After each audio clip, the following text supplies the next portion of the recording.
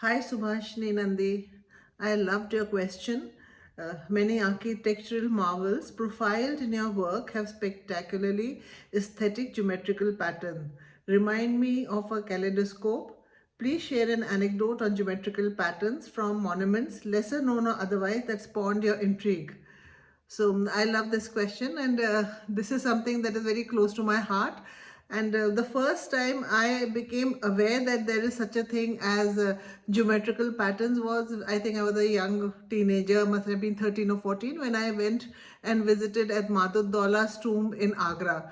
And if you've been there, then you know that the entire ceilings have been covered by painted kaleidoscopic geometrical designs, and they're concentric circles. So when you stand underneath it, you become aware of the cosmos, because this geometrical pattern, since Islam does not permit anthropomorphic imagery, that is anything which is animate. So a lot of, on the religious buildings, you see geometrical and calligraphic designs. That's how they have been beautifully decorated.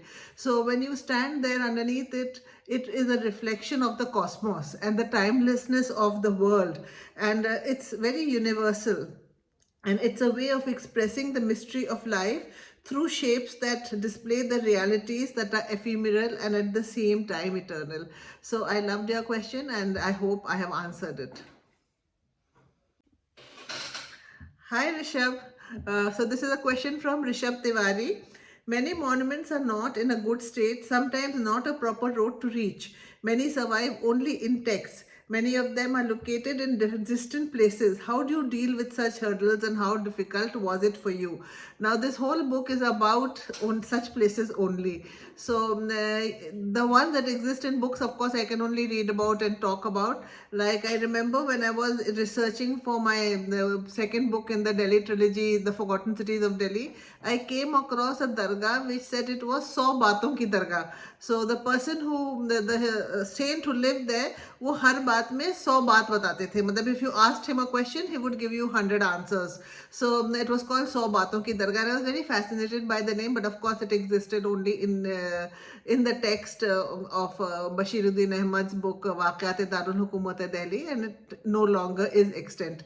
But as far as other places are concerned, my book, A Saint, Folktale, and Other Stories, Lesser Known Monuments of India, discusses such places only, why it is difficult to reach there, how you can reach there, because some of these places are difficult. As for example, Jai Singh's Chhatri in Burhanpur. Very few people know about it, but Jai Singh was such a big name. He was the general of the Mughal general, Mirza Raja Jai Singh, and a very important noble. And his Chhatri is in the middle of fields. Anyway, I went there. So where there's a will, there's a way. Exactly the same for Ahu Khana. The road where to Ahu Khana is also very bad, and through fields, and when you reach there, you feel a sense of loss, that why has this been let go like this, because this is the place where Mumtaz Mahal had her first burial before her body was shifted to Agra for burial in the Taj Mahal. So there are ways of like, I do a lot of research as to how to get there. I ask locals about it, and some places of course are inaccessible, but even then I try my best to go there. And those which are only now remain in text, I write about them. For example, Daulatabad Fort. Now that's a huge fort and quite difficult to cover the whole thing. But I spent the whole day there, and I took my time, but I reached the top of the Flagstaff where you have a cannon there. That's the highest point.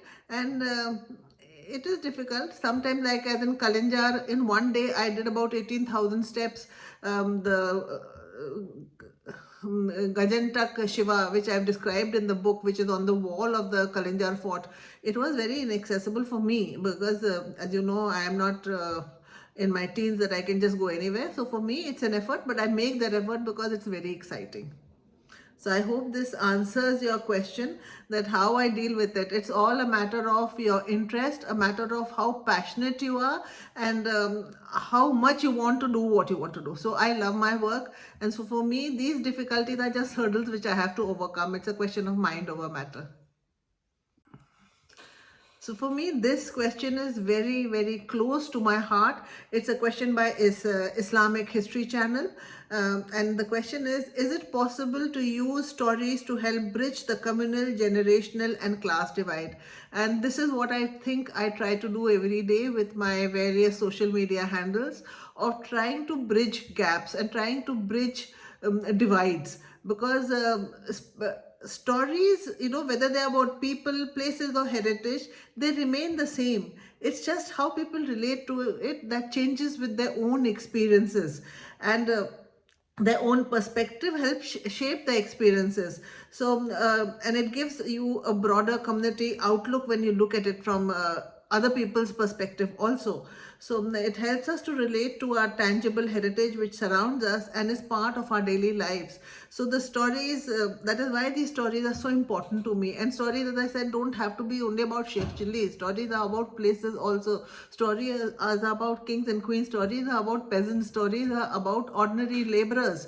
My book, I have dedicated it to the artisans who have worked, who have, as Sahid Ludhianvi said, Jinke roze rahe be namu nishan. So for me, all those people are very important. And as far as the bridging divide is concerned, I often cite this example, and I'd like to cite it again, that when I went to Prachin Digambar Jain Mandir in Shahjahanabad, Old Delhi, and I climbed up and I saw the dome there of the temple. It's the exact same dome that is on the temple of the Jama Masjid in Delhi. It's the same shape, it's the same finial, it's the same upturned lotus. Of course, size and scale is different, because the Jama Masjid scale is much, much bigger and much more magnificent. But the design remains the same. It is the same lotus buds which you can see in the Alai Darwaza in Qutub complex, which you can see in temples. The amlak becomes a finial here. So these are stories of which for me they bridge gaps.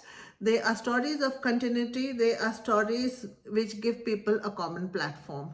So it's a great question that you asked. Thank you.